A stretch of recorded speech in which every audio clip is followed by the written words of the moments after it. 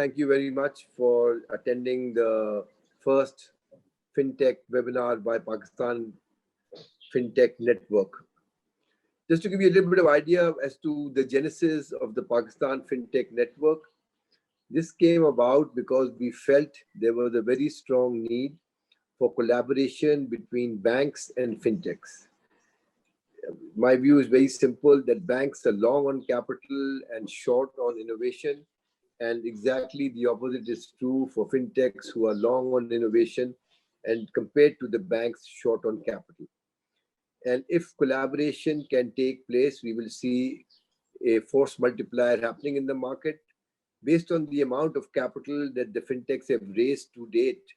If I amalgamate everybody, including the big raise that Talal was able to do for TAG, it's less than $100 million, which is a drop in the ocean.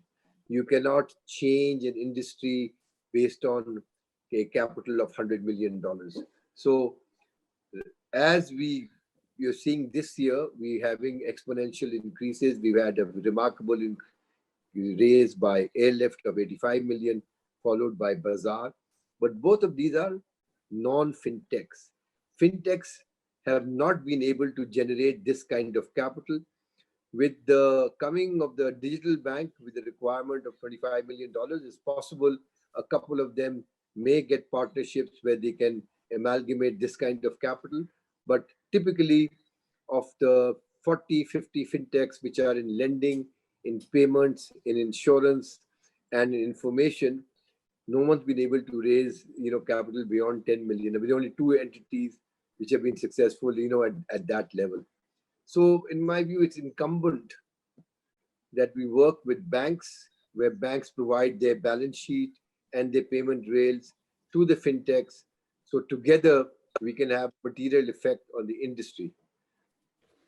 That's the first point, the collaboration between banks and fintechs. And I know the State Bank supports this. And I know that the recent lending program for SMEs, the State Bank has constructed it such that banks who piggyback with fintechs will get a boost as opposed to try and do this on their own. The second point that I want to make is that financial inclusion still remains limited in Pakistan because we're a cash society. We have more than, I think, 3 trillion plus money in circulation, and that's not going to be coming into the economy in a hurry.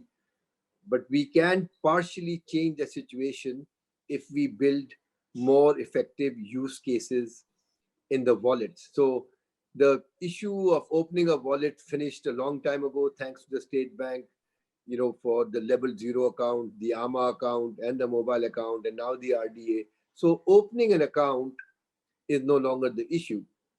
The issue in my mind is what's the use case in those wallets so that the percentage of active wallets that we have start increasing as opposed to just the number of wallets. And in my view, the biggest use case that could change the industry would be digital payment acceptance at retail or Kirana stores. There are 2.1 million Kirana stores in Pakistan, and the number of POS machines now has gone up to 90,000, but that's largely KLI and large stores. How do we induce the Kirana stores to start accepting digital payments while getting them to accept digital payments either through QR or soft POS is our requirement. It's not their requirement. The biggest concern, as previously, remains when I'm taking cash, I'm not paying any MDR, whether it's 1% or 0.5%. Why should I pay additional revenue? 2, potentially I get under the tax net. Now my transactions are being documented, and this is potentially a way open for FBR to come and start knocking at my door. There have been now pilots for providing credit. Bank Al-Falah is doing it, Telenor Bank is doing it, the other fintechs are now partnering with banks to do it, where those Kirana stores which are accepting digital payments either through a QR code or through a soft POS or a regular POS are being provided credit. That is the number one pain point in my view for the Kriana stores. If you want them to accept digital payments, unless you give them credit, there's limited appetite on their part. We are only 90,000 Kriana POS machines, and that's, I'm not sure that's unique number or absolute number, and that's hardly anything. The FBR introduction of integration in POS machines is for the large stores. It's not for the Kriana stores. Kriana stores is where, in my view, the action is, with especially in rural areas where when we get acceptance, then we will start seeing some of this cash coming into the digital world. And obviously, when banks get deposits, there's a multiplier effect on the lending side. The introduction of the one QR code, which the State Bank has talked about, and this recent facility of lending to SMEs with first loss cover, I think are going to be a great boost for those banks and fintechs which can work together and make this happen. So I think the State Bank has created the enabling environment. It's up to the private industry now to use that environment, banks and fintechs to collaborate and try and figure out how they can achieve the lending piece and therefore then the digital acceptance piece. The third point that I want to talk about, and I know there are specific burning issues that the entire FinTech network founding team came up with, that I'm saving for the panel discussion so that I don't end up repeating what's going to be discussed in the panel discussion, is something very close to my heart, and I know it's very close to Seema and Sohail as well, is open banking. Open banking, in my view, again, is a game changer, and I understand open banking is going to take time, but open banking, again, with banks which are having an open mind and fintechs that are willing to collaborate, those data points, those customer data points, you have 55 million plus bank accounts, including wallets in the banking system.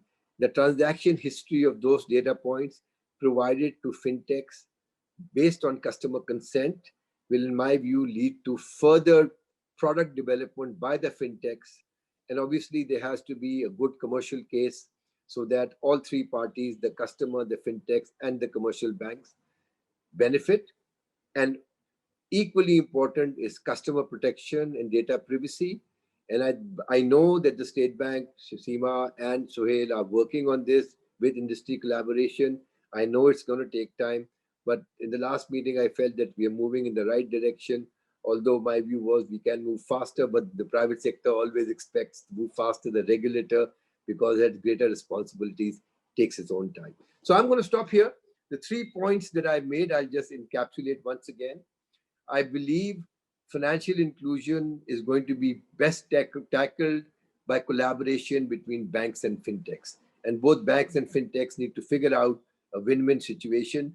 Fintechs are too small right now to make a dent with the kind of capital they have. And in my view, with no offense to my two fellow bankers on the panel, banks are long on capital and short on innovation.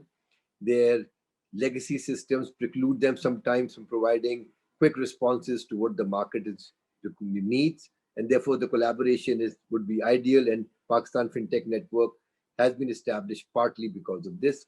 Secondly, my point was focus on digital acceptance at Kriana stores as the main use case in the wallets. Again, both banks and fintechs can collaborate. And the third point was open banking. So, ladies and gentlemen, thank you very much. I'm now going to pass it on to Deputy Governor to give her opening remarks. And after that, we're going to go directly into the panel. Thank you very much. Thank you, Nadeem, and thank you everyone who's here. It's a pleasure to be here. And as I said before, collaboration is key. So I'm very happy to see, Nadeem, I said this to you before and all to the banks here, that it's very, very important that banks and fintechs collaborate.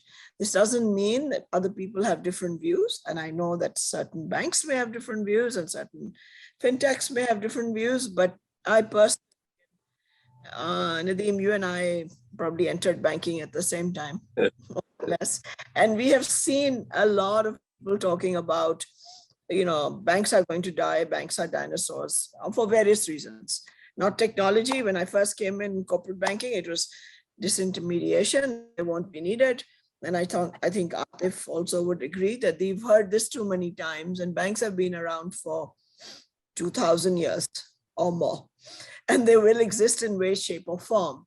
However, it's true that some are not as nimble or innovative, and some are actually becoming more nimble and innovative. So I think while certain fintechs and certain banks may prefer to go their own way, I personally think that there is a larger group where collaboration helps. And so I personally, and I think all of us at the State Bank, and we have respect for both sides. So I think that collaboration is indeed the way ahead. I'm going to, Sohail has a very detailed presentation later, so I won't go into all those details, but I'll tell you from a regulatory or a state bank perspective, our principal objectives obviously are financial stability, and nothing can take away from that.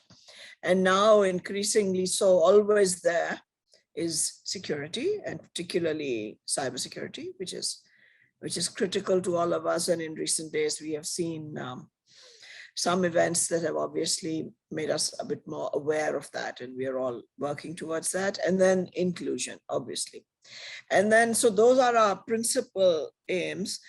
And of course, talking about them here, we will talk a little bit more about inclusion. And we talk of inclusion all the time as bank accounts or wallets. And I think we need to, and I've said this for a long time, we have to actually understand, what do we mean by inclusion? What are we actually offering the customer? And at the moment, just to say that you opened an account and you've done one transaction in a year or two transactions is not inclusion. And while you're right, we do have to have more digital acceptance. Inclusion truly will happen when we actually can offer whoever opens an account something in return, particularly the excluded ones, the low income ones. And I'm just, by way of anecdote, I talk about my driver, and Sohail is aware of that. I forced him to open an account, and he said, okay, I'll open it, but after 2 days, I withdraw the money. But you're insisting, so okay, I'll do that. And he started even to save a little bit on it. And then there was a bit of social engineering, and he lost all his money. He got a phone call. He has no idea what they were asking him. He gave details. He lost his money.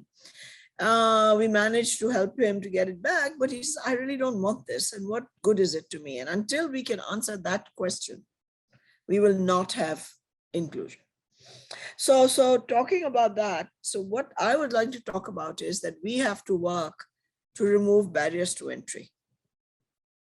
Right? And when I say barriers to entry, I'm not just talking about entry of fintechs or entry of banks, but I'm also talking about the entry of the excluded customer. So I'd just like to focus a little bit about what we are doing in that context, and what we are planning. And there are a number of things, including some of the things that you've talked about.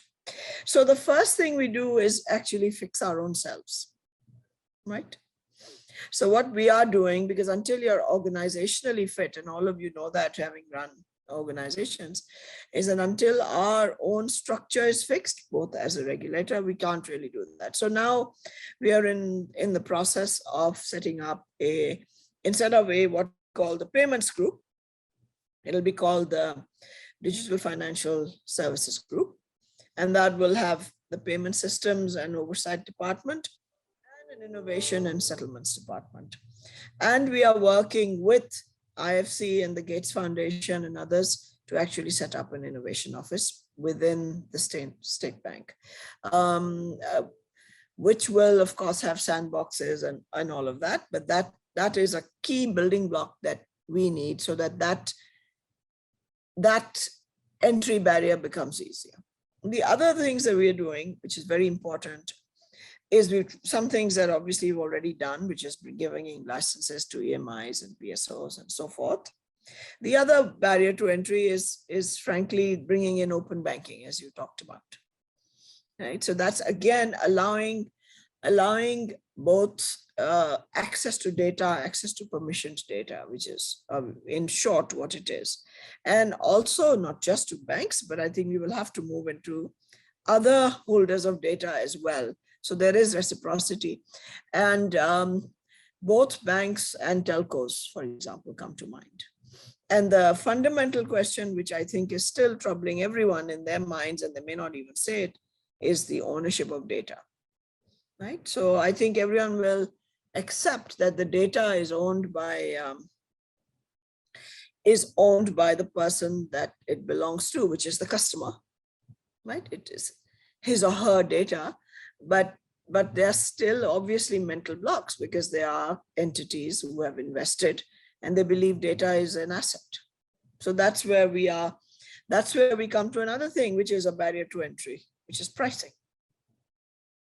Therefore, we have worked on that because, and it might be controversial, but that's another barrier to entry that we have been working on, right? And the whole conversation on IBFT and all of that, which has, we know we cannot make everyone happy, but then again, we will always look at inclusion and reducing barriers to entry, which is why pricing then becomes an issue of intervention.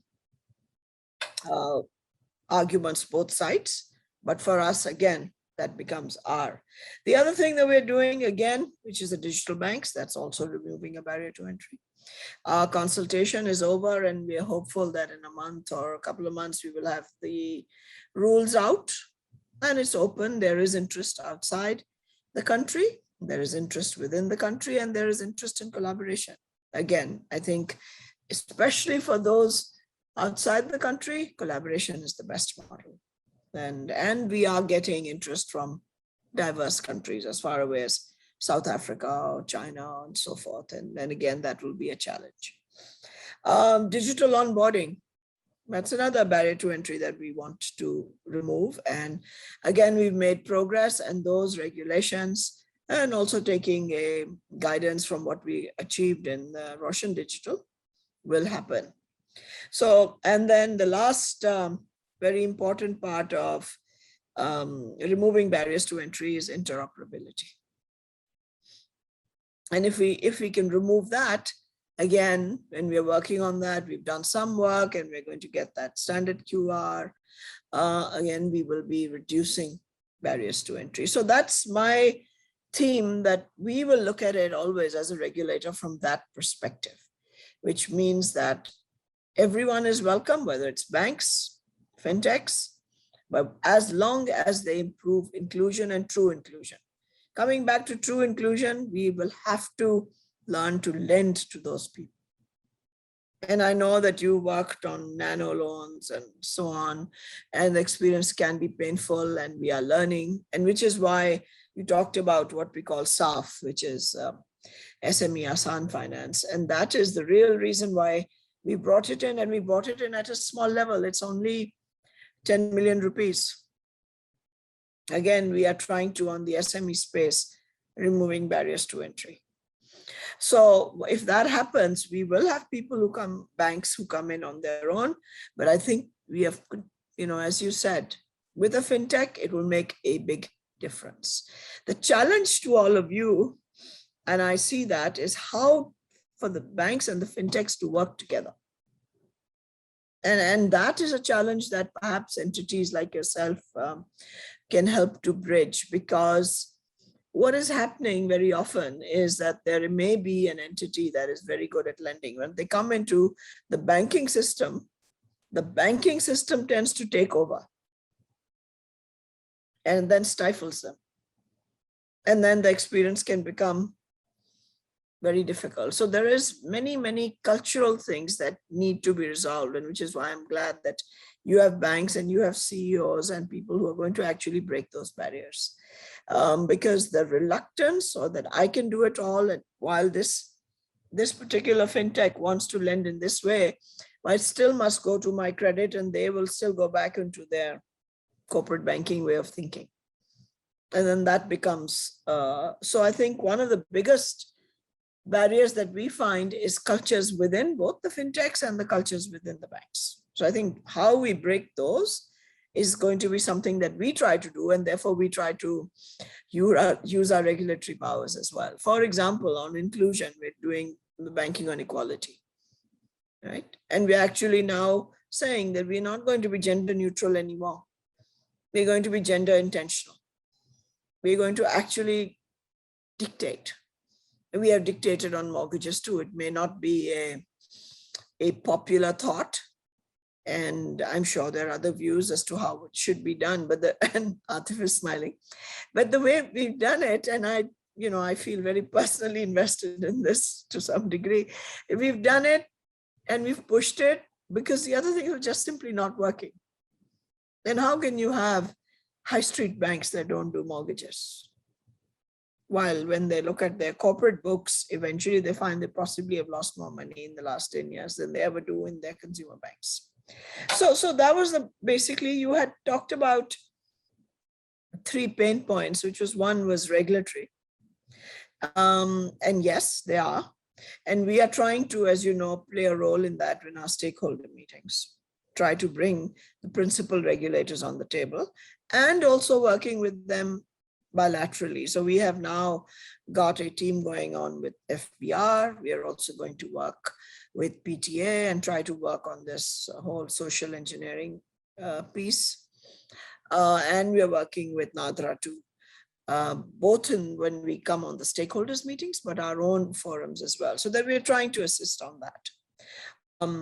On financial inclusion, I've already spoken about. We have to have customer models and to meet their needs, which I think, despite our best intent, we haven't really got to yet. And then you talked about cash, and Sohail and I actually spoke about that yesterday. And we said, we have to find a way. And I said, we have to be as elegant as cash. And he actually said, no, we have to get better than cash. And that again is an enormous challenge, particularly in an economy that does not wish to be documented. And so that challenge remains, and we have to work together. I have no easy solutions to offer, but one of those might be that we make it superbly easy. But we are very far from someone going to a ready and buying Montpellier using a QR code. I think that's a bit of a, but if we can even do it to certain levels, then that will help. But people will have to see the value. And right now, I don't think we have been able to prove that value. So I think that's the other part. So I think that's really what I'm talking about. But I think I'm happy to listen to what everyone else has to say. And I'm glad that you've had this meeting, and I hope it goes really well. Thank you, Nadeem, and everyone else. Thank you. Sir, I think you're on mute. Before I hand it over for the panel, I think we have the Deputy Governor here. If any of the panelists, based on what she said or I said or something else, have a question for her, she's got some time, she can respond. Otherwise, we'll go to the panel, and many of those questions can be answered by Sohail, who has very comprehensive sense of, the fintech industry. Nadeem, with your permission, I don't really have a question because I think we get opportunities to ask questions otherwise also. But I think one important point that I want to make here, that I think we all need to align on key objectives, the objectives that the Deputy Governor outlined in her opening remarks, such as financial inclusion, such as documentation of economy and replacing cash with digital payments. And then we also need to then brainstorm together, because we need to innovate. So a lot of time, I think there is a bit of a disconnect where I think the central bank is perhaps sometimes thinking ideas in isolation, or sometimes with some selected players. I think let's create a forum where we can exchange ideas openly and do some really great problem solving together. That's the only point I want to make. Thank you. I mean, I don't think we have any objection to that. And I know, and we are very happy always to listen. But obviously, I've tried to make clear our objectives. And our objectives really is true inclusion. And sometimes various things we may disagree, but we're certainly always available to listen. But we do have a lot of stakeholders, as you understand. Absolutely. Agreed. Thank you. Okay. I thank you very much, Deputy Governor. I'm now going to hand it over to Noreen Hayat, who is the CEO, co-CEO and founder of Taste Financial Services and our moderator for the day. And we have an hour of panel discussion. So Noreen, over to you. Thank you indeed, sir. Thank you indeed, Honorable Deputy Governor. Thank you for sharing your insights. And it's always comforting to hear the regulators speaking the same language as you. Appreciate the SPP's efforts in driving the financial inclusion agenda.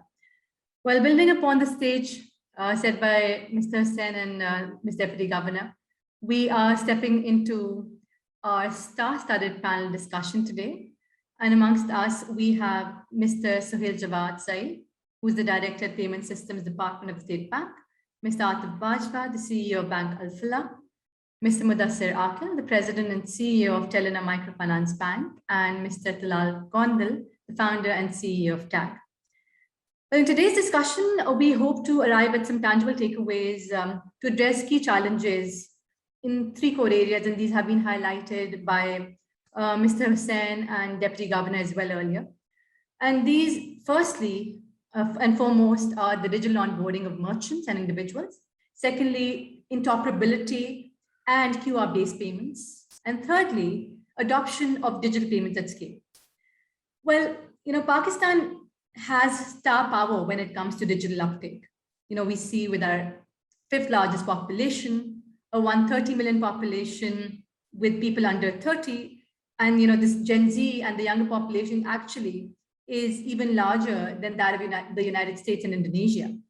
And this all is supplemented by high teledensity and internet usage. But the potential to steer the shift to digital and promote cashless payments is yet to be truly realized. And one of the challenges being faced in this digitalization of retail transactions is the large number of is a lower number of digital transaction acceptance points. Merchant onboarding it's a costly business, and as a result, the number of POS terminals that we see have been hovering only around the 50,000 mark. Now, there are many reasons for this shortfall, but the primary one is the process of digital onboarding, the process of onboarding of merchants. And recognizing this, we've seen the State Bank bringing in some regulations. There have been amendments to those regulations, but there's still challenges that exist in way of the onboarding of merchants. So I'd like to begin this discussion by posing my first question to you, Mr. Bajwa. What do you believe are the challenges in way of the digital onboarding of merchants, despite the State Bank bringing in regulations to address the challenge? And how do you see we can optimize this process?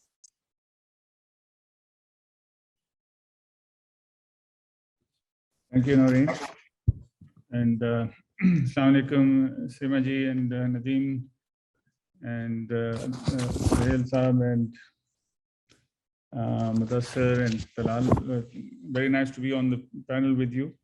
The question that you've asked, I think, is an important one. I think the friction that we see in merchant onboarding has to be reduced. I think that the fact that the State Bank of Pakistan has come out with regulations and guidelines that help the process of direct merchant onboarding is very positive and has moved the needle, at least for us. We've gone ahead and we are now onboarding approximately 10 merchants daily using direct merchant onboarding. We have a significant amount of traffic now starting with these merchants, but there is friction that, as to your question, there is friction that needs to be reduced. And if I can just point to a couple of things. One is, of course, that the information that we require that is not on the CNIC. There are two bits of information that we require: a mother's name and the place of birth. What we find in our experience is that this is causing a fair bit of the rejections because there are spelling mistakes. So is there a way to reduce this kind of rejection by using simpler and fewer pieces of information? Whenever you ask for names, there is a chance of a spelling mistake. If you ask for numerics, perhaps the chance of a mistake is reduced. And perhaps we can also, instead of 2, come down to 1, because this is really further verification of information that we already have. So that's one piece. The second one is the requirement for uploading the picture front and back of the CNIC. So this is another friction point. Now, we've already done Nadra Verisis. We've gone through that process. And then on top of that, we want to pick. The picture is something that that causes problems technologically, doesn't come out clearly, and it causes issues. Is it necessary, given that we already have Nadra Verisis done? So maybe that is another area to be looked at. The third piece of, well, this is perhaps a good problem. As we have seen adoption by merchants, the limit of transactions has been reached already. So the 500,000 limit is now being reached, and we are receiving demand for increasing this. So perhaps an increase to 1 million would be useful to get more merchants interested to do more transactions. So I hope that answers your questions. Just some of the frictions that we see in our experience and what can possibly be done to reduce that. Thank you indeed, Mr. Bajwa. Indeed, I think operationally, many of us face those challenges. And I'd like to, pose the same question to you, Mr. Akhil, building upon what Mr. Bajwa has said. We do see with Easy Pesa, you've actually managed to have about 20,000 merchants already, but unfortunately, you see, 30-day active merchants starting at around only 3,000 or 4,000. So what are the challenges that you see? And please, when you're highlighting the challenges on the merchant onboarding side, would be great for you to touch upon the challenges on the individual onboarding side as well, since you guys are dealing with wallets here. Thank you, Noreen. Assalamu alaikum to all the colleagues and respected Deputy Governor Suhail Saab. I think what's really important to first of all understand, by the way, Noreen, I know we spoke last night, but I double checked the numbers. We have actually onboarded 30,000 QR merchants, and 10,000 are actually monthly active. We did in the last 12 months, we did about 2 million QR transactions as per the information that I've gathered from the team. But I think still it's not even a drop in the bucket. That's a very, very small number looking at the whole quantum of the market. So even I, as a consumer, when I go out in the market, I hardly see the presence of it. And let me just take a step back and sort of explain this is a twofold problem. One part of the problem is there might be some operational challenges like Akhil Saab just highlighted in his comments. And the other one is that do we have a sustainable ecosystem where all the actors have a benefit, right? It means economy, ecosystems have the same root. They all run on incentives and disincentives. So unless we make sure that in a market economy, all actors have an incentive and disincentive, the ecosystem is not going to grow. And then we will run into the kind of problems that we are running into right now, where you open accounts on one end and then they close on the other side, they go dormant. So I think State Bank has done its part already by making the onboarding regulation, I think, exponentially simpler. For tier 2 and 3 merchants now, it is much, much easier to onboard these merchants. The real problem is, which Nadeem also highlighted in his opening remarks, is that they have an inherent disincentive to start accepting digital payments because they don't want to get documented. And then if there is an MDR, they want to avoid MDR also. But primarily it's the avoidance of documentation. And so, and then the second part is that Pakistan is a very large country.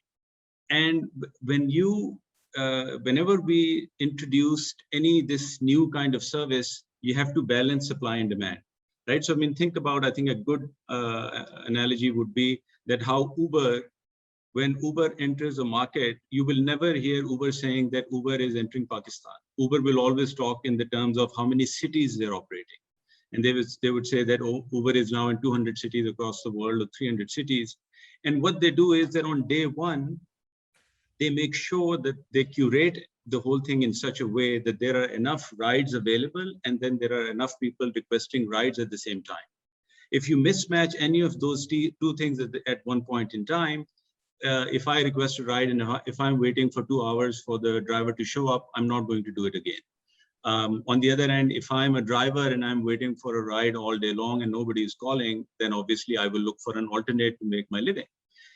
The same applies here in the QR payments also, because overall, if we look at how many people are using smartphones to make QR payments or capable of making QR payments, I think we are still south of 10 million at a pan-Pakistan level, right? So between Jazz Cash and Easy Pesa, we are a little over 7 million.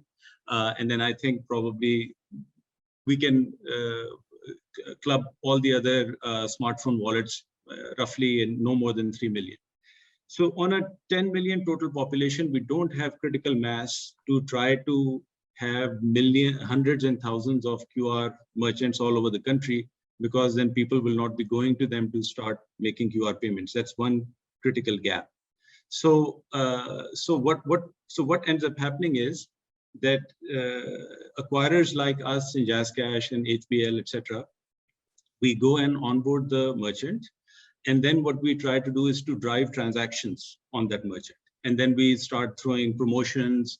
We start incentivizing users to go there. We start creating an incentive for the merchant also, that they start encouraging the person who is walking in to start to pay using a QR. And then, we hope that over a period of time, it will get to a point where, the behavior will change and habit will form. And in that process, it's a painful process and it's an expensive process. So as a result, we are not seeing results, because the core issue which lies at the heart of it is the disincentive for the retailer is not addressed. So what I propose is that we should actually go to a pull model, not a push model. We should push as a very 20th century acquiring model, where you go and try to convince the retailer that why you should install the POS or open the QR account, etc. You should really have some kind of a government mandate or legislation that says that if you are a retailer, you have to accept at least one form of digital payment. Otherwise, you can't operate. You can't just say that I only accept cash. And then on the other end, you create, for which all the right pieces are already in place. The onboarding requirements have already been simplified by the State Bank, that we say now you can actually download the app yourself, self-onboard yourself, print the QR and put it up on your wall, and you're in business. So I think that's basically, we will have to sort of like change our tactics and do some policy interventions if we really want to see a big change, in my opinion. Thank you indeed, Mr. Akil. That really, was very informative. And I do have many questions that have come out of this session, but I'll be posing them to Mr. Suhail Jawad at the end of the session. He will be sharing on what the State Bank is doing along with other authorities here. Well, I'd like to come on to you, Mr. Gondal. Being a fintech player in the ecosystem, what do you think are the respective roles of, the various stakeholders to bridge the gaps in this space?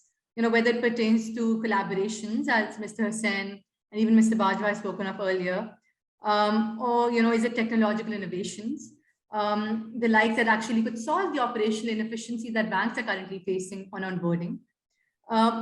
Do you think we have an enabling environment? How has your experience been? There's two sides to these things, right? So one is on the side of regulator, and I very much agree with some of the points made by Mr.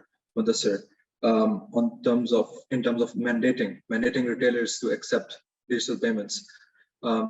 that is one of the ways to actually create that pull that is required to have this mass adoption, and that has to come from the regulator or the government side of policy side of things, right? And on the second point, which was made by Mr. Atif, building up on that you have to incentivize the retailer to have this digital mode of payments, right? And the best incentive you can give them is a credit facility, right? Credit facility to grow, and that credit facility. So as a fintech could be just an enabler, but the credit facility would have to come from the banks, right? And banks and fintechs can then collaborate together to make this happen, right? To provide banks with that data for decision making for that kind of lending. That's the role of the fintechs, in my opinion. And that the lending side of things, the credit side of things, that on that we should partner with the banks. That's my point of view on how we can create, mass adoption in terms of merchant onboarding. Another issue on the individual side and individual onboarding side of things is limits. I'm sure the regulator hears about this a lot from all the EMI players, right? I'm talking now about individual limits. So my suggestion, again, just a suggestion on this end is, and I have seen this work with most fintechs, how they operate abroad. I'm talking about Revolut, I'm talking about N26, which operate in US, UK, and the European markets, right? They also have like the same way the levels we have, like basic level, which then they have a limit on top of that okay, you cannot have more than 700 euros of transactions. A monthly limit is there, unless you do a full verification, and then full verification happens through a video call, right? And then once you have done the full verification, then basically the limit is increased, and then there is no limit on how much you can operate through these EMIs abroad, right? So a similar suggestion for Pakistani fintechs, at least I would say, if we want the fintech wallets to become a primary account for the youth or for the women, the limit that is there has to be enhanced, and especially after biometric verification. So maybe not, I won't suggest a limit increase on the level 0, but on level 1, when the biometric verification has been done, there should be a higher limit on visual accounts, because then you know your customer, right? And you have already done the AML checks, and the risk is fairly lower of any mishaps, right? And I do understand the point of regulator and the banks that it shouldn't be too high, and this is fine. But let's say 500,000 or 1 million is still a fair limit once that level 1 KYC biometric verification has been done.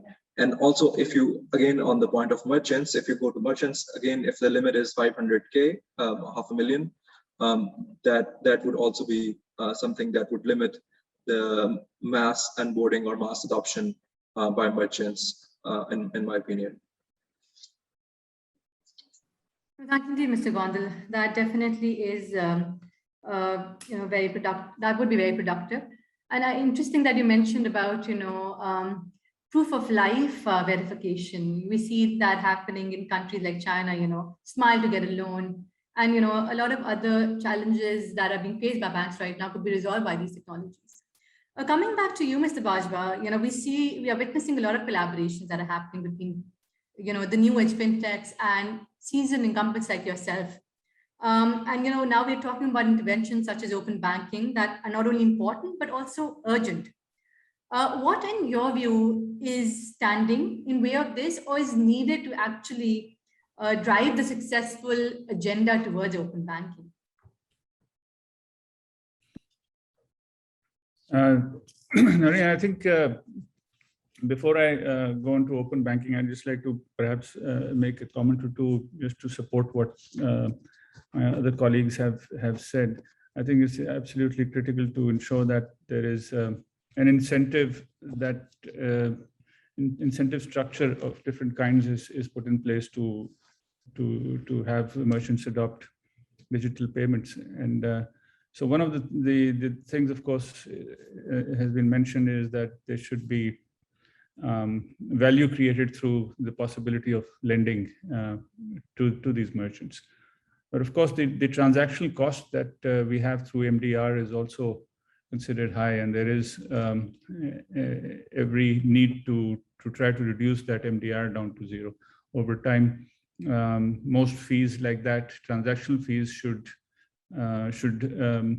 merge towards zero, whereas the real revenue lines have to be through other value-added services like lending, like deposits, like money management or inventory management, and various other value-added services that can be provided. So I think that's something that we should think about moving towards. The other thing, of course, has been mentioned is that this resistance to digitization comes from desire not to be documented. And so there have been some experiments, like in Punjab, there has been sales tax that has been removed on digital transactions or reduced on digital transactions. I think those are things that need to be studied more to be able to reduce at least for a period of time, maybe 3 years or 5 years, to reduce the impact of any tax liability, so that the resistance to moving to digital is reduced. So I just thought I'd mention that.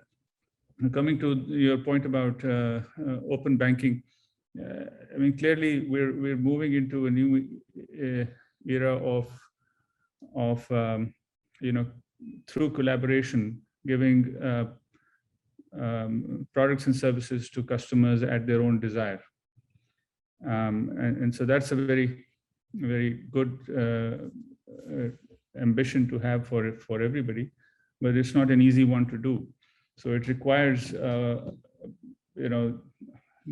course, the collaboration, but also this collaboration must happen in some kind of a framework, like the PSD2 in Europe. So you need to have an ability for fintechs and banks to work together on exchanges of data, on development of products, and I think we as collectively as a sector need to come up with a sector with a framework that everybody is comfortable with. So, for instance, there has to be reciprocity of data sharing. So earlier it was mentioned that fintechs would be looking at banks and transactional data to come from banks to be able to provide specific services and products to their customers. But I think there has to be reciprocity also. So the fintechs, as they develop different types of products, should also be able to share with banks, so that banks can also improve their own products and services in a similar manner. So that's something that needs to be looked at. The other thing, of course, is fraud liability in this kind of scenario has to be understood and has to be managed, because banks are hesitant, because banks are very security minded. They're obviously hesitant to share or let other entities come into their database and not cover the fraud aspect of it. So there needs to be some thought given to that, as you know, that in the card schemes provide that cover for credit card transactions, and so similarly, any transactions that take place with fintechs in an open banking scenario need to be covered as well. The other thing, of course, is that when we're doing open banking, a very critical component of this is a common repository of the key data of customer. As Seema also said in the beginning, that the owner of the data is really the customer. But the effort that banks go through to get that data and to keep that current is something that is of value, and that data is often replicated in different institutions, and the replication process means that the cost of data is actually enhanced significantly. So common repositories, for instance, all KYC data should be in a common repository. And so that makes open banking even easier. So the customer says, if you want my KYC data, it's already there. I don't have to reproduce it for another institution or another entity that's undertaking financial transactions. So to create those kinds of common repositories of data is essential. We have been talking superficially still, unfortunately, on how to create that. But I think there are some ways in which we can move in that direction with the support of the central bank. And if we do that well, I think then we really give the power to the customer to actually transact with entities that the customer desires to transact with. And I think that is the future, and banks or other institutions need to accept that and not resist that, because eventually this is going to be where value is going to be added for the end customer. So that those are some of my comments on open banking. Thank you indeed, Mr. Bajwa. Some really great takeaways from there.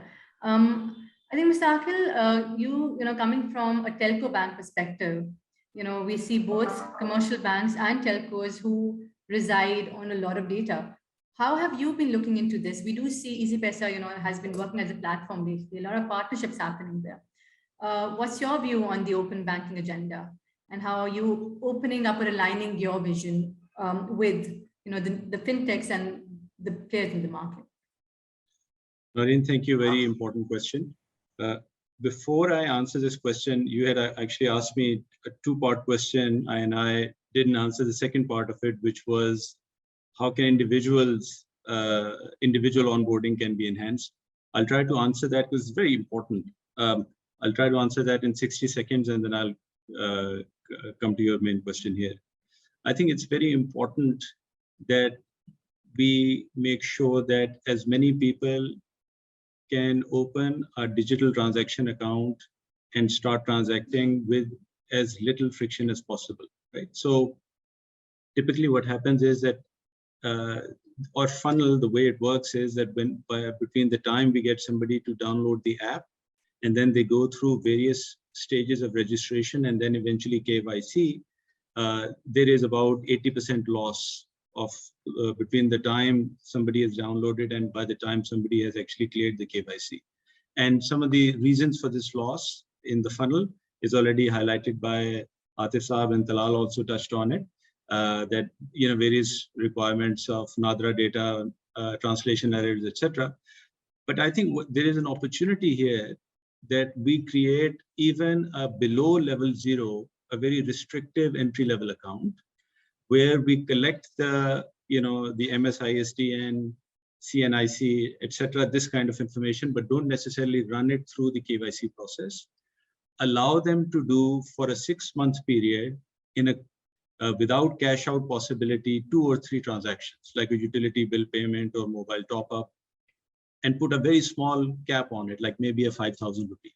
So the idea is that you allow as many people as possible to dip their toes in digital payment with as little friction as possible. And then once they start using it, you graduate them to a KYC account. So that I think these are the kind of measures that need to be taken if we want to put a dent in the financial exclusion, because the numbers are very big. We have potential to reach from roughly 30 million people using any kind of a transaction account today to maybe 100 million in the next 3 years. But we will have to think outside the box and try a few of these things, in my opinion. So that's the point that I wanted to make on individual onboarding. Now coming to the open banking, look, I mean, the way we are structured, that, you know, a telco is a shareholder, but, you know, policy decisions we align with the fintech sector and with the financial inclusion agenda. So we are for open banking. We believe that if you look at where the world is going, you know, from data as a service to software as a service, and now to even banking as a service. So this is happening all over the world, and you know, at a you know, conceptual level, I agree that every consumer should have right on his or her own transaction data. This is that they should be able to leverage that to get better services from whichever organization they prefer. But like I said earlier, also, there are ways to do this elegantly, where all the actors have an incentive in participating and cooperating with each other. So I don't think we should really treat, you know, commercial banks or banks of any kind as just givers, and the fintech should be takers in this equation. I think there has to be a win-win, but at a fundamental level, I fully support open banking. Well, thank you indeed, Mr. Akhil, as do all of us. And I think I would definitely want to hear, Mr. Gondal, your view. You know, you guys have recently launched, and, you know, particularly on the fintech side, what more would you want on the open banking side? You know, the kind of data that you're looking at, and, you know, you've seen in different parts of the world as well. What do you think we need in Pakistan? What are the missing pieces? So open banking, wherever it happens, it always has to be a win-win situation. Just doubling down on point made by Akhil, right? And banks can't be the only givers, right? So the give and take has to happen on both ends, fintechs and on the banking side as well, right? What we have seen happen through open banking in other parts of the world, and we hope that we would say one day, hopefully soon in Pakistan as well, with open banking, is layers being built on top of that, you know, that service that is being offered by open banking, and that innovation happening, right? So it's an innovation enabler, mostly for fintechs, right? But again, the winners at the same time, banks are also have incentive to be part of that equation, right? And you can't exclude that. Banks are the backbone of any financial ecosystem, and banks will remain relevant. And this is how I always look at banks, as partners, right? So as partners, as enablers, and most of the time we are not even you know, walking in their line of, you know, let's say line of operations. What fintechs and are doing is or what segments we are catering are very different to what the banks, especially in case of Pakistan, what banks are catering to, or their type or their top lines, right? And coming back towards the experience, and I would go a bit away from open banking here, is the enabling you know, infrastructure, right? So in Pakistan, that essentially is at the moment one link, right? Which is also, from my knowledge, is consortium of banks, or owned by consortium of banks, right? I mean, more innovation on it still seems to be a legacy, let's say, technology, and more innovation can happen in those areas. And I mean, I hope once the RAST is launched, a lot of that would be addressed in terms of interoperability, and also what Nadeem Sansab mentioned, the cost. So at the and Badwa Sahab also rightly mentioned, the cost has to go down to zero, right? The cost should be, the cost of digital transactions has to be near zero, and it should be more convenient than cash for the mass adoption to happen. And the only way that happens is through a divine intervention like RAST, or regulatory intervention like RAST, that would basically reduce the cost for transactions, especially for micro transactions. And that is the kind of enabling environment that has acted as a catalyst. I'm here mentioning UPI as a catalyst in our neighboring country, as a catalyst for digital adoption, right? And the digital transactions, if you look at the example of our neighboring country, it was like around 16% back in 2016, and then it shoot up to 75% within 4 or 5 years.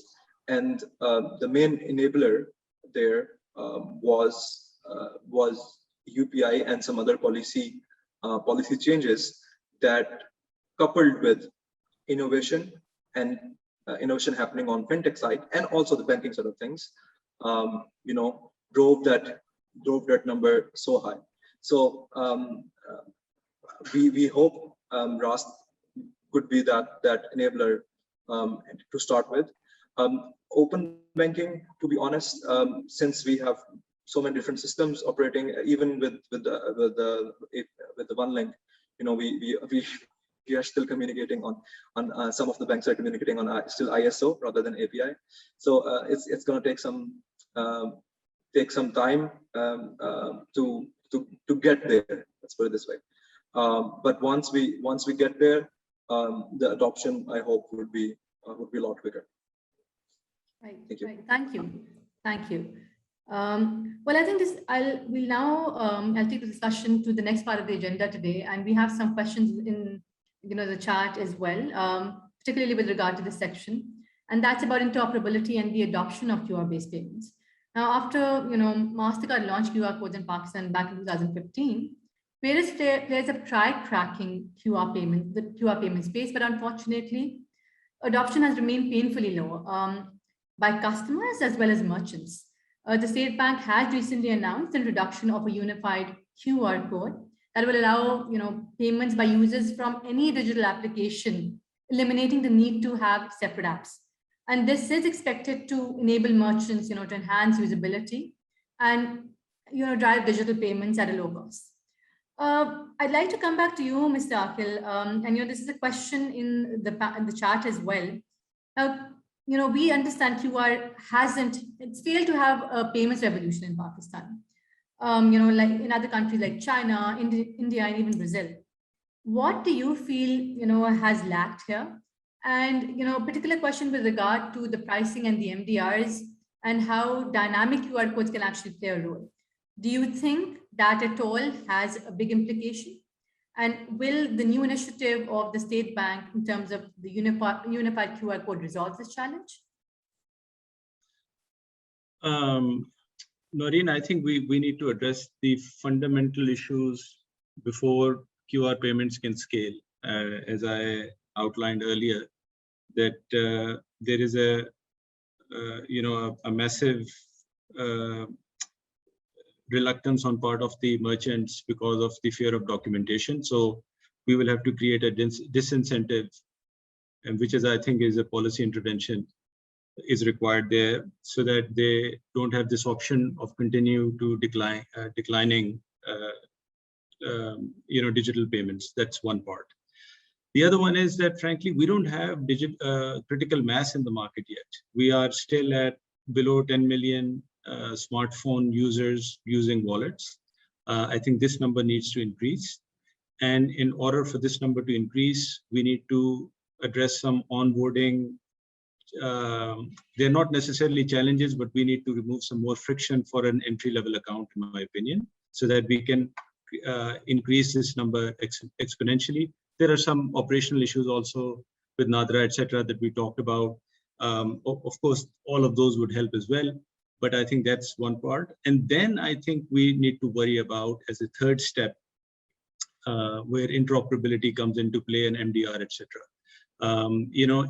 In theory, I think we should move towards, like Vajra also said, and Talal as well, towards near zero pricing on digital payments. The traditional 2% type of MDR is not going to work that we are accustomed to in the card industry.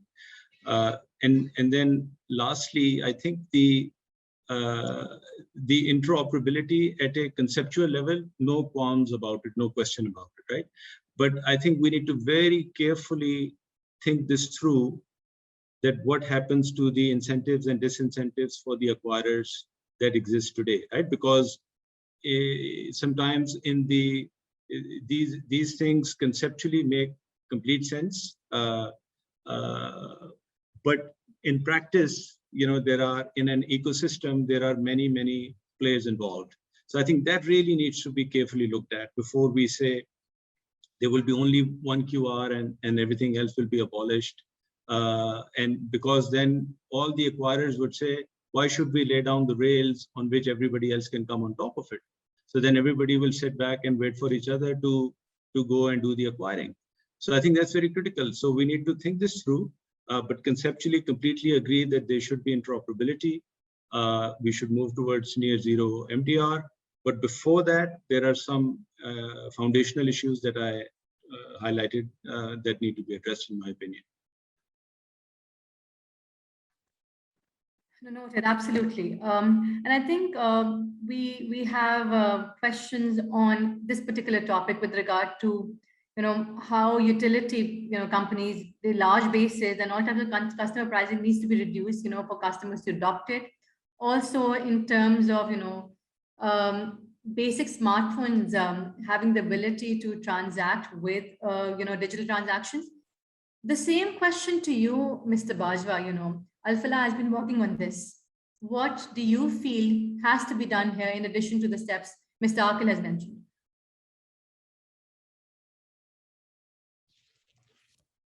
I think Mudassir has laid out a good plan. I think the good points that he's raised. Clearly, QR is,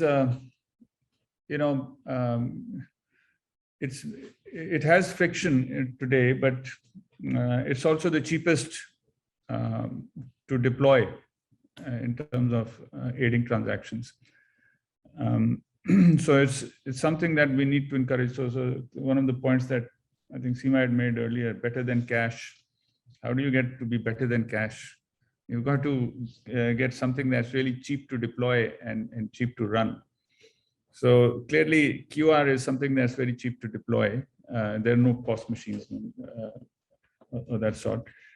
But unfortunately, it's still got loops that the customers have to run through before they can conduct the transaction. Plus, there's a cost, which is the MDR. So I think we've got to work on both those fronts to make it simpler, easier, and cheaper.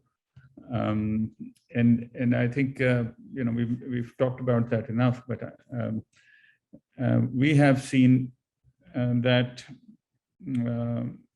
if we do that, if we make it cheaper and simpler for customers and for merchants, that there is a direct correlation between adoption and reduction of these friction points.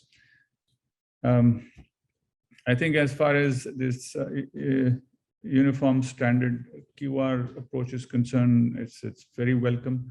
I think it's the right approach to take. We are already probably one of the only banks that actually are doing that with our with the schemes with Visa and MasterCard. I think the easier it becomes for people on the issuing side and the accepting side to have common QR codes, that it becomes simpler for the whole process. So we would really support that, and I'm glad that the State Bank has gone down that path. So it seems like a no-brainer that if you reduce these friction points and if you support a unified QR, eventually you're going to have a far greater adoption. That accompanied by some incentives by the government on the tax side will allow the resistance to documentation to go down significantly. And I think also, as has been mentioned, that perhaps merchants should be forced to do this. I think that's also something to be considered. I have mentioned this in a few places that I think we should be taking on the mantra of war on cash. And under that big umbrella, we should do all these things to ensure that cash dies eventually, or at least it reduces significantly. So we should just be talking about war on cash.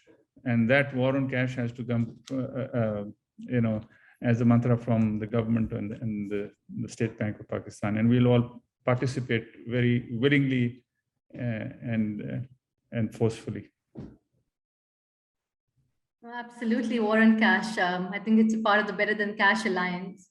I think without further ado, I'd like to open the floor to Mr. Suhail Jawad Saab, who's been sitting very patiently listening to all of our views here.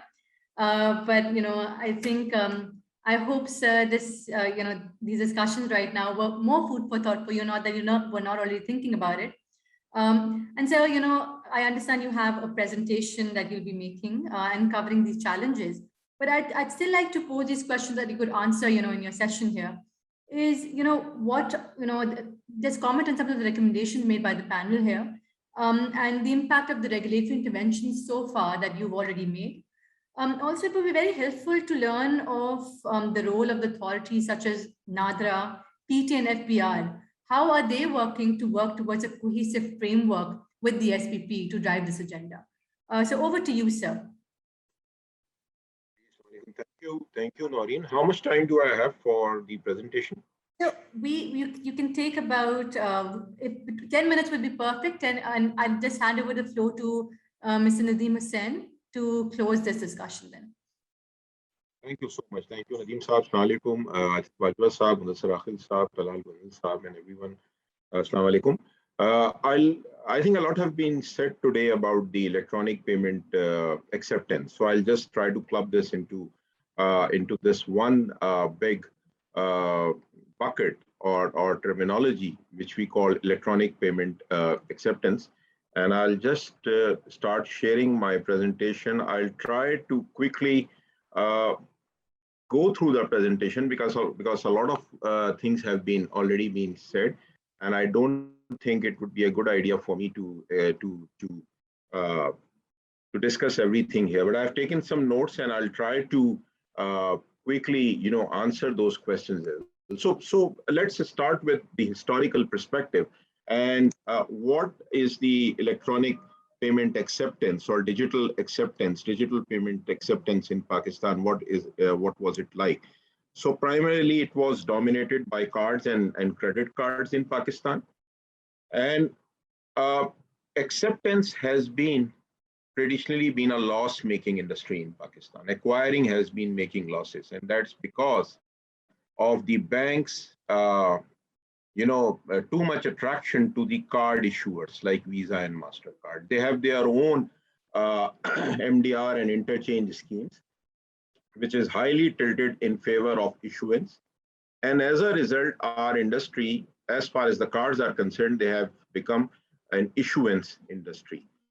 And acquirers were making losses, I think since last year in January, when we intervened and we changed the composition of the interchange and the MDR.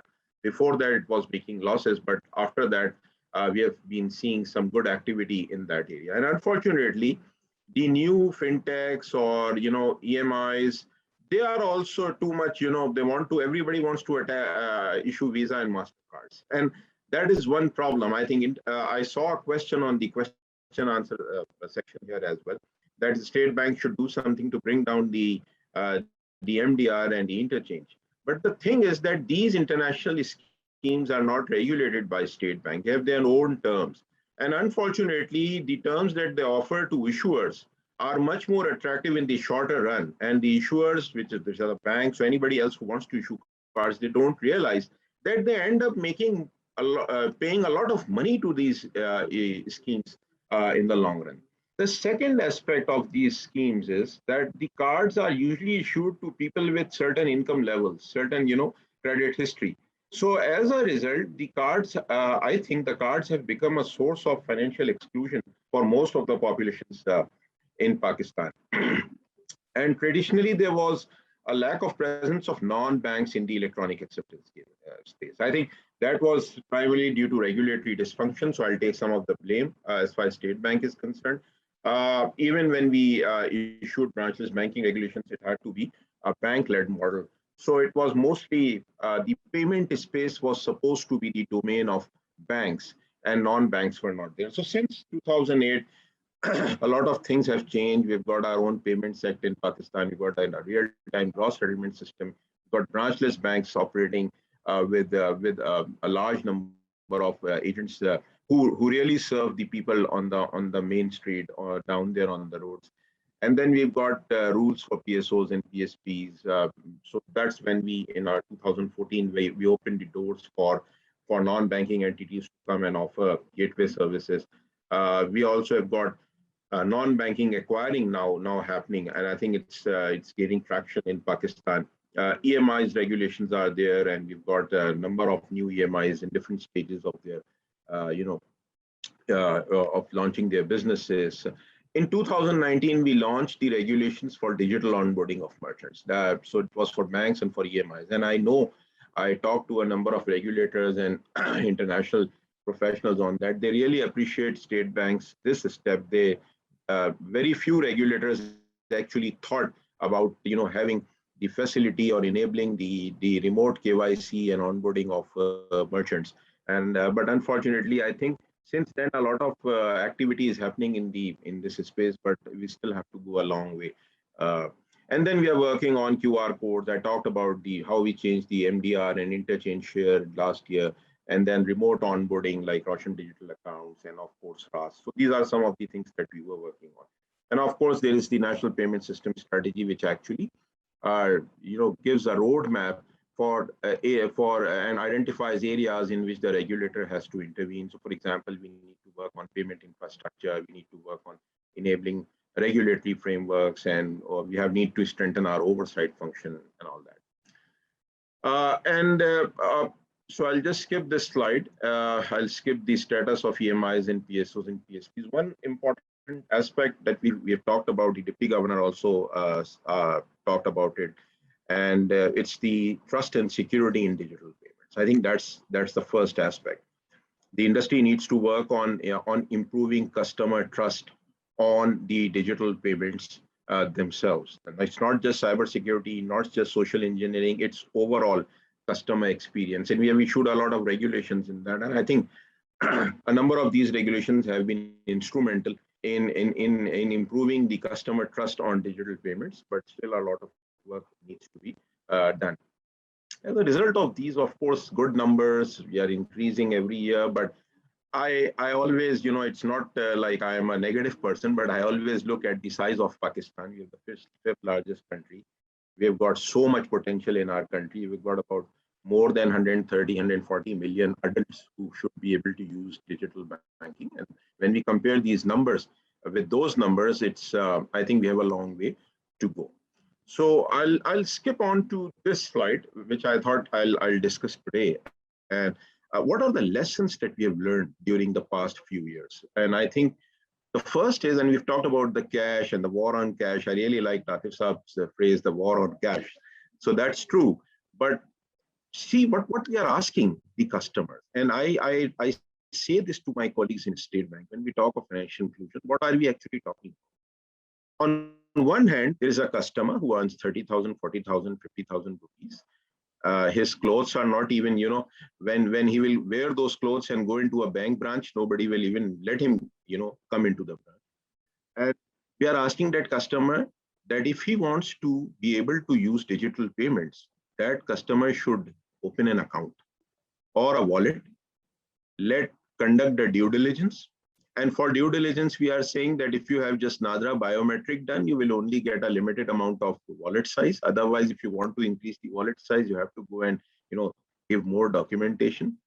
And then if that customer has to use digital payments, that customer has to be very tech savvy. I mean, even people like us, many of us sitting here, when we have to use our apps and other digital payment services, I think we need to know the systems very well. We have to remember those IBANs and account numbers and all that. And we are totally on the mercy of the service provider. provider. If I send money to someone else and that money gets lost, the service providers, whether they are banks or anybody else, they don't really handhold really well for me. And on the other hand, I've got cash. I've got 30,000 rupees in my pocket and I can just go to any merchant. It's ubiquitous, it's easy, it's zero cost. It doesn't cost anything to use cash. There is no taxman, there is no documentation. So Adif Sahab, the war on cash is, while I like the term, it's going to be a huge war. I think it's going to be the war similar to the Carthaginian or the Babylonian wars. There's huge wars spanning over decades, but that's going to be a big thing. And for that, I think all of us have to change our mindset. We need to think in terms of the mainstream. Of course, technology will play a very important role. New tech players can play a very important role. And we have seen the emergence of EMIs and all that. But I have to say that as a regulator, I still have to see innovation in this area. The only innovation that is happening is from the likes of banks and like EasyPaisa and our branchless banks, a little bit of that. EMIs and other fintechs still have to prove that they can create use cases for the ordinary customers of Pakistan. They have to think beyond just issuing a wallet and waiting for the wallets to work wonders for them. And I think the pricing aspect is very important. I've seen a number of questions on the chat box here, and I've also listened to what was said about pricing. Pricing is very important. While we all like to talk about zero pricing at end user, I don't know how practical that is. I am not even sure to what extent the fintechs will be able to solve that question. Because if we have entities who are just working on fee structure, they won't be able to make any money with zero or near to zero pricing. So we have to be very clear on that. Banks can make money because they have the float income with them. They have the accounts with them. They can do that, but not everyone can do that. And I think that's a really big question mark. Even with RAS, I know that we will not be charging anything on RAS, but what about the end service provider who is providing services to the customer? They have their costs, they have their investments in the infrastructure. So how will they be earning that money? And I think that's where we have to maybe learn some lessons from the way the schemes operate, because they work on an international basis and they've got access to big funds. The smaller amounts of per transaction MDRs get pooled into a big fund, and the fund is then used to, more digital payments for them. Maybe some sort of similar scheme for this year. And this problem will remain with QR also. So QR, while we are saying that issuers should be able to, Madrasa, we are saying that issuers should be able to issue their own QRs. That's the whole idea. But the app of the acquirer should be able to issue their own QRs to them. But the app of the issuer should be able to read every QR. Now that's the whole proposition. When a customer with any app goes to a store, they should not be refused service because they don't have the app of EasyPaisa or Alfala or anyone else. That's the whole idea. And I think it should be, what we are trying to bring is something similar to the card market. Regardless of who issued the cards, if you go to a merchant, the card gets accepted by the acquirer. So that's the whole idea. And of course, there is the pricing issue, and we're working on that as well. We need to find solution to that as well. I think we need to work on online and instant fund transfers. That's very important. We need to move away from cards. And that's one of the lessons that I learned from a lot of other regulators. They told me that if you want digitization to be promoted, you need to move away from the card method. And I don't fully agree with that. Cards are there, cards will remain there, but I think for a country of the size of Pakistan, we need to work on instant and online fund transfers. Of course, I think regulators need to change this. We need to change. We need to think about regulation light. We need to think about light regulation. I fully understand when Talal said about having, increasing the size of the wallets, and I think that's a big challenge. We also need to do something about other regulatory requirements. And very soon you will see that we will have our framework for remote onboarding of customers and all that happening. So that is the direction in which we are moving. But light regulation needs to be supplemented with smart oversight by regulators. For that, we should be ready to use RegTech, SubTech. Our compliance should be ready to use, entity should be able to use RegTech, and we should be able to immediately identify, detect cybersecurity issues, frauds, preventions, and take immediate corrective actions. the customer should not be made to suffer because the service provider was weak. The customer should not be made to suffer because the service provider is not paying attention. So I think that's where we need to improve and enhance our oversight function. And on the other hand, we also need to think light regulations. And when I talk about collaboration and sharing, the two things comes to my mind. One is, of course, the interoperability, which is the technical interoperability, and the other is the scheme interoperability. How can we share our resources? So like we all blame banks and we say that banks are not doing this, not doing that, but banks are in the business of making money. They are making money. And if the fintechs want to collaborate with banks, they need to come with very good value proposition for the banks. And similarly, the banks have to be ready to share their customer data and customer base and other services with the fintechs if there is a value proposition for the customer. So that I think collaboration and sharing is very important. I think the most important thing is customer experience. And I've seen that, unfortunately, what I've seen is that there are apps out there are portals out there, but unfortunately, in Pakistan, I think assisted services is the way to start. So we have seen how Easy Paisa and our overall branchless banking, why was it successful? Because we were able to deploy those dukandars and enable them to go out and service customers, whatever services they were offering. And that was where hand-holding was done. So while issuing of apps and digital and all that is very good, I think it needs to be supplemented. Customers' hands need to be, we need to hold their hands. The apps and other, whatever USSD-based menus we have, it has to be really, really, really, customer friendly. So I'll, in the interest of time, I'll skip all these slides. I wanted to talk about RAST, and I already shared about what I meant by QR. So this is just what we think the interoperable QR should look like. So regardless of which acquirer issues the QR to their merchants, the app should be able to read each and every QR and then direct the payment to the concerned gateway or the processing issuer. So that's the whole idea. So acquirers would still be there and they would still be able to offer their services and their, whatever discounts or whatever they want to do, they can do that.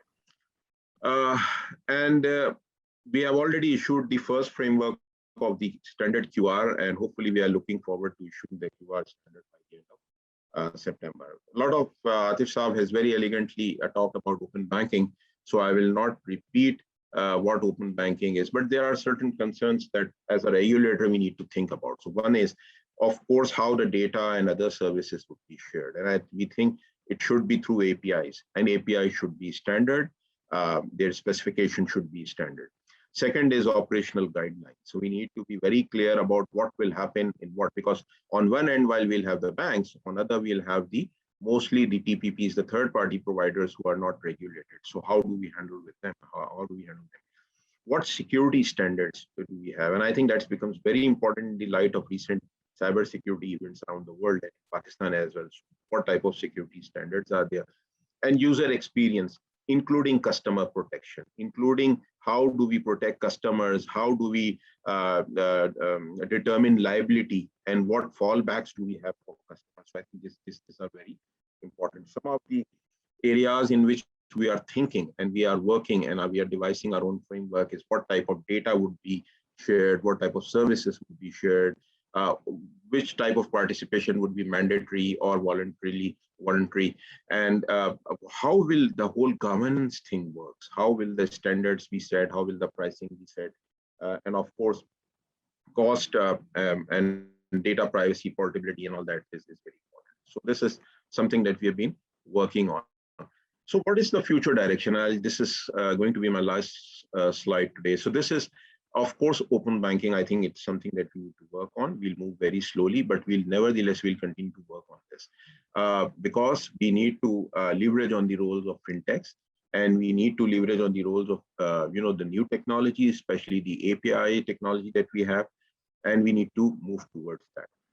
The second is online transfers. I think State Bank will be moving forward and will be supporting online transfers. Now, of course, card transactions could be there, cards would be there. We are working with card providers and schemes in parallel, but online is very important to enable use cases like e-commerce. We have difficulties when we deal with international payment schemes. Somebody posted a question here on the interchange and MDR on QR, and somebody said that the MDR needs to be brought down for QR-based transactions. And we have been talking to schemes on that. And one of the major issues which we have with the schemes on QR is that we want the QR to be really low, the interchange to be, and the MDR to be really low on QR-based payments, while these schemes have other thoughts on that. So we need to work on online payments as well. Of course, non-banks will continue to play their role, and we will work with them to enhance their security and liability arrangements. And we'll of course work on enhancing both sides. And of course, we'll continue to focus on government and private sector. Regarding your question, Noreen, about the role of NADRA and PTA, you know that State Bank holds regular meetings with all the stakeholders in the digital space. Atif Saab and others have been attending those meetings as well. And those are attended by NADRA and PTA and FBR also. So we are trying to resolve those issues. Of course, all these organizations have their own issues. They have their own limits and problems, but we are making progress there. So for example, with NADRA, they have agreed to provide remote app-based biometric facility to the industry. We'll be starting work with 5 banks who have been granted permission to conduct pilot, and we'll be moving forward with that. I think that's a major step, major progress that we've made. Similarly, we are working with PTA also, and we are working with FBR, and I think that's very important to mention, that we are working with FBR, Atif Saab, to gain concessions on taxations and other issues. So it will take time, but I'm pretty much hopeful that we'll make progress. Thank you so much. Thank you indeed, sir. That is very, very promising and great to hear. Some really great incentives that the State Bank has already brought forth. And I think you've already answered one of the questions that someone in the audience has asked with regard to app-based biometric. And so another question, steering towards it would also be towards centralized KYC. Is this something that is being worked on by the State Bank and other players, other authorities? Yeah, so we are working with the Pakistan Banks Association on this. It's not centralized KYC, it's sharing of KYC. So every bank or institution may have their own piece of KYC for a customer with them.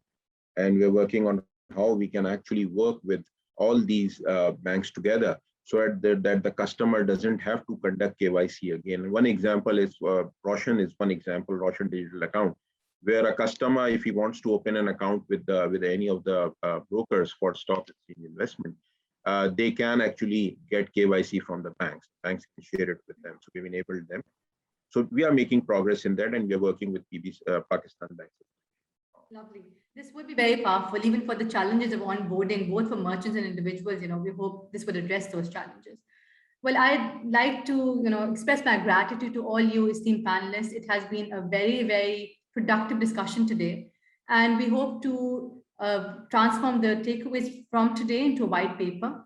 The Pakistan Fintech Network will be sharing these details with you and hosting other follow-on sessions with key industry players. A big thank you to the Pakistan Fintech Network for organizing this today.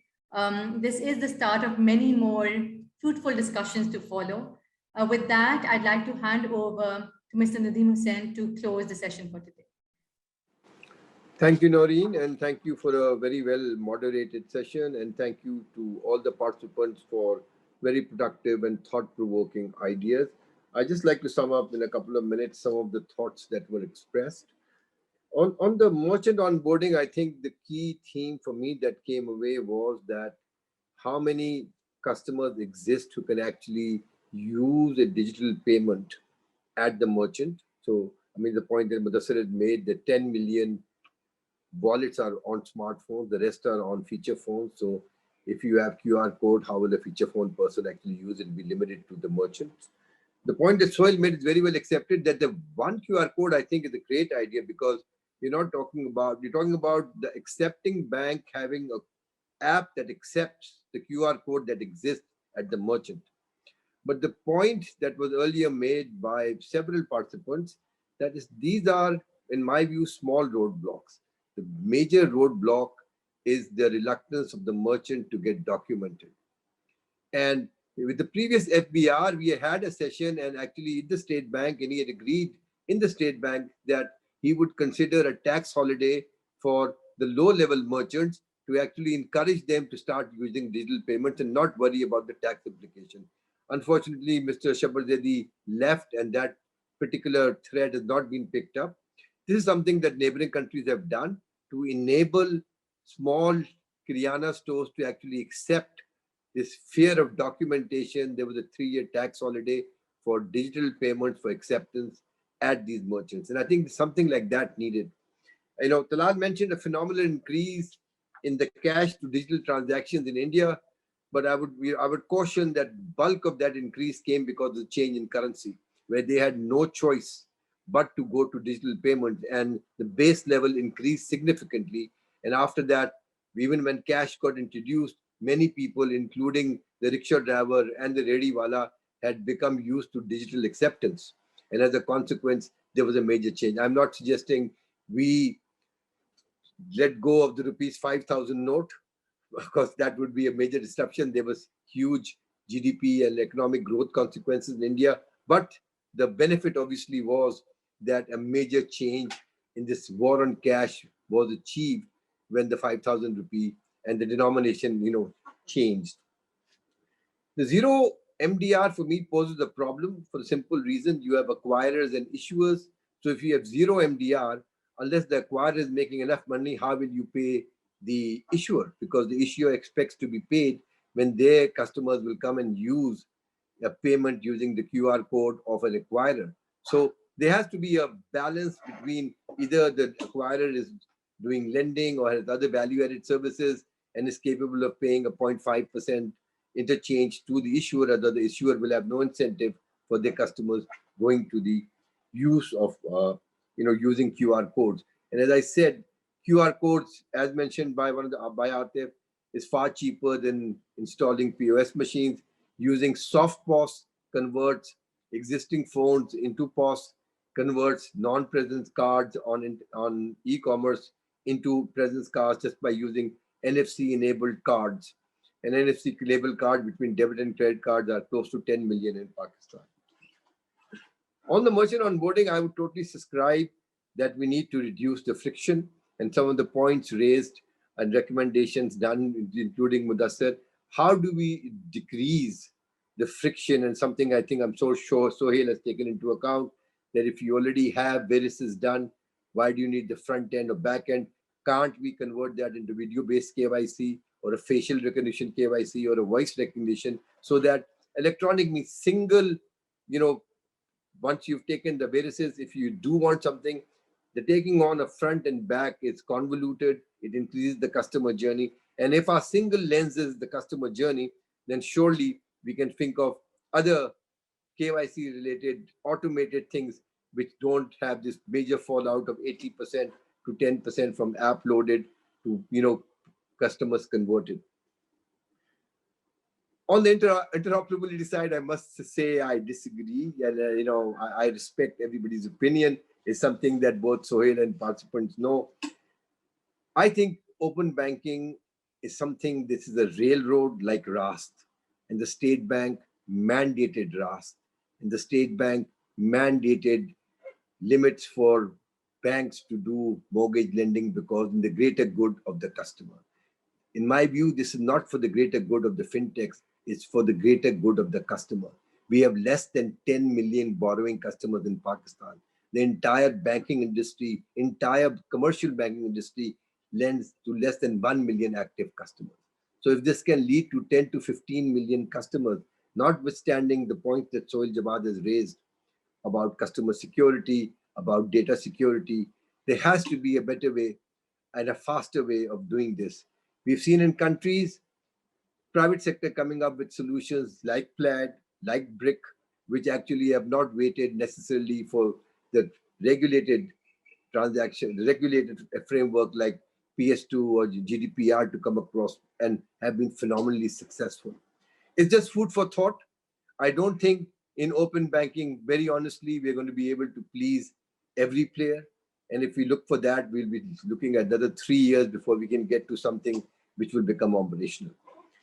I'd again like to take this opportunity to thank Sohail Jawad especially for taking the additional time and sharing with us the framework that the State Bank has, to both Mudassir and Atif, who have very busy schedules, and obviously Talal, from the fintech side. Thank you, Fahad, for organizing this, and thank you, Noreen, for outstanding moderation. Thank you, everyone. And as Noreen mentioned, this is the first of many seminars that the Pakistan Fintech Network intends to do, bring out industry issues and to the forefront. Thank you very much, and thank you, everybody. Thank you so much, everyone. Thank you. Thank you. Great job. Thank you.